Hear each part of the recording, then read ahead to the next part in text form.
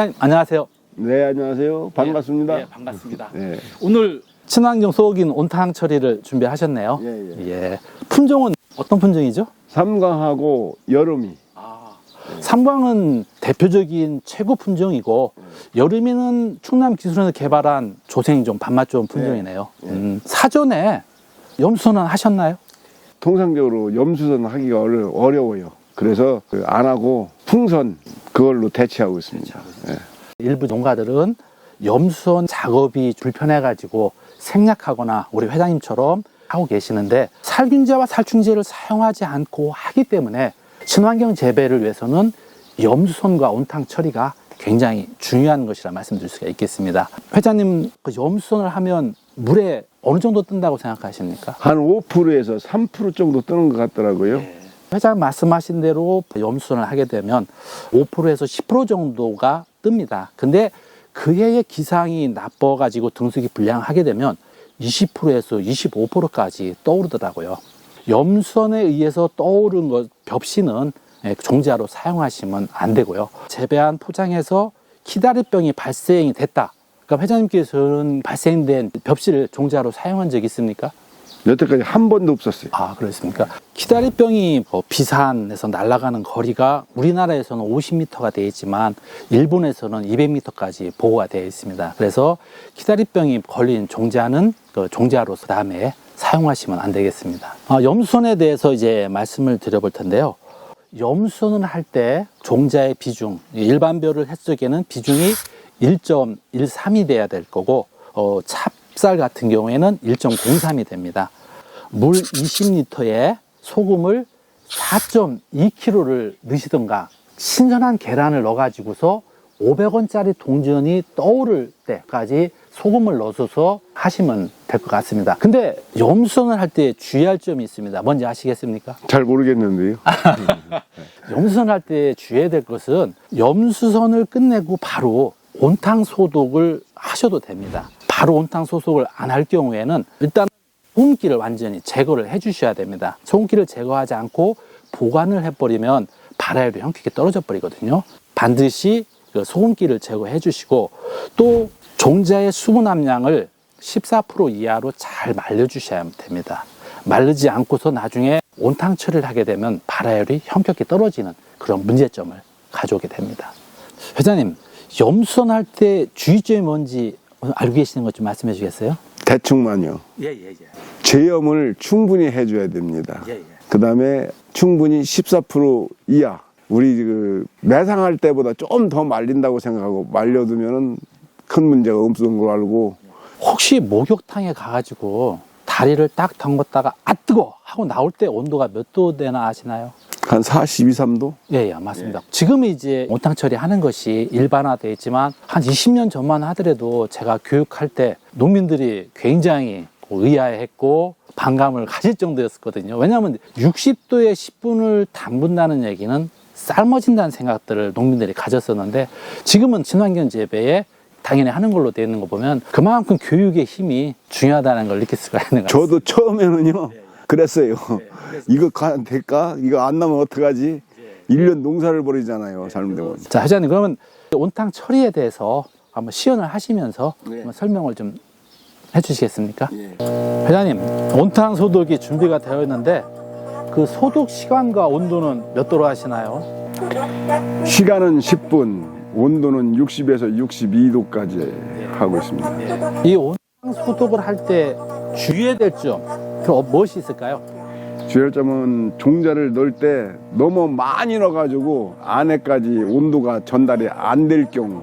그래서 통상적으로 다른 사람들은 20kg 넣는데 저는 15kg를 기준으로 해서 넣습니다. 그래서 두 칸을 넣으면은 15kg씩 4개 해가지고 60kg, 한 번 하는데 60kg. 또 다른 주의할 점 없나요? 기계가 올라온 다음에 바로 기다렸다가 냉수에 빨리 식혀주는 것이 중요합니다. 정확하시네요. 이 친환경 재배 온탕 소독에 있어서는 60도에서 10분이 굉장히 중요합니다. 실험을 해보니까 65도에서 10분을 해보고 또 60도에서 15분을 해보니까 발화율이 현격히 떨어지는 것을 제 결과를 얻었습니다. 그래서 60도에서 10분을 지키는 것이 굉장히 중요하고 정부 포대 40kg짜리를 넣게 되면 내부까지 그 열이 제대로 전달이 안 되기 때문에 우리 회장님처럼 망사나 이렇게 적게 넣어줘야 충분히 소독이 되고요.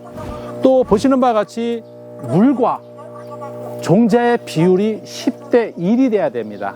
물이 10이라고 하면 종자는 1을 넣어줘야 됩니다. 만약에 종자의 양이 많아지게 되면 온도가 급격히 떨어져서 소독의 효과를 기대할 수가 없습니다. 소독이 끝난 종자를 바닥에 내려놓으면 내부 열에 의해서 삶아진다고 할까요?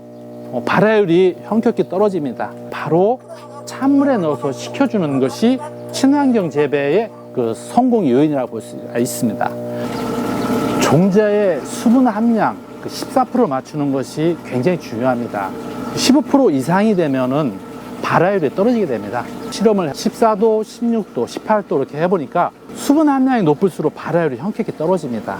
그래서 온탕 소독을 할 적에는 반드시 수분 함량을 14%로 맞춰주는 것이 중요하다고 볼 수가 있겠습니다. 지금까지 친환경 종자 소독 방법에 대해서 말씀을 나눠봤는데요. 염수선과 온탕 처리는 친환경 재배의 첫 번째 첫 발을 디디는 성공 요인이라고 말씀드릴 수가 있겠습니다. 끝까지 함께 해주시고 귀한 시간 내주셔서 감사합니다. 예, 감사합니다. 네, 안녕하세요.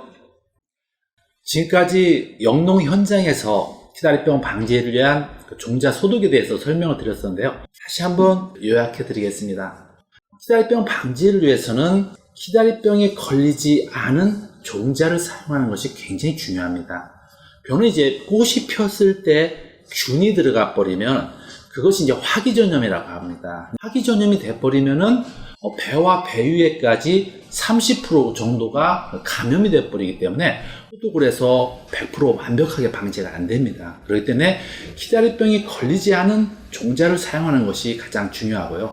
최근에 그 저항성 품종들이 시험을 통해 가지고서 선발이 되었습니다. 상광이라든가 남평, 안평, 미소찬 이 품종들은 굉장히 키다리병에 대해서 저항성이 높은 품종입니다. 그리고 우리가 많이 재배하고 있는 새누리, 영진, 아량 향찰, 조생 흑차 이런 품종들도 어느 정도 저항성 있는 품종들이고요. 많은 농가들이 염수선을 좀 굉장히 꺼려하고 힘들어하고 있지만 염수선을 한 자체만으로도 키다리병 방제를 30% 정도 절감을 시킬 수가 있습니다. 반드시 염수선을 갖다가 소금 4.24kg에 넣어주시는데 물은 이제 20kg를 갖다 해주시면 되고요. 살배우는 1.36kg를 넣어주시면 됩니다. 근데 이제 종자가 떠버리니까 많은 사람들이 염수선 시간을 오래 유지를 하는데 반드시 3분 내지 10분 이내로 끝내주셔야 되고 깨끗한 물에 씻어서 보관을 해줘야 됩니다. 물론 이제 염수선이 끝난 종자를 10분 이내로 온탕 처리를 해도 상관이 없습니다. 그렇지 않고서 나중에 온탕 처리를 할 경우에는 반드시 씻어가지고 말려주셔야 됩니다. 수분은 14% 이하로 말려주셔야 됩니다.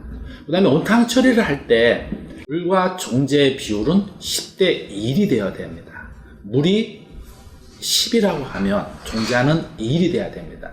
종자의 비율이 많아져 버리면 온도가 떨어져서 소독 효과가 떨어지기 때문에 비율은 10대 1로 맞추셔야 되고요. 온탕 처리를 할 때 60도에서 10분 정도 이렇게 준수하는 것이 좋습니다. 소독이 끝난 종자는 바로 찬물에 담궈 주셔야 되고요. 가장 중요한 것은 10 내지 15kg 망에 넣어서 소독을 해주는 게 좋습니다. 20kg나 40kg 이렇게 돼버리면은 열이 속에까지 전달이 안 돼버립니다. 그래서 반드시 10 내지 15kg 망에 넣어서 소독을 해주는 게 좋고요. 친환경 재배에서 키다리병 방지에 대해서 말씀드렸습니다. 감사합니다.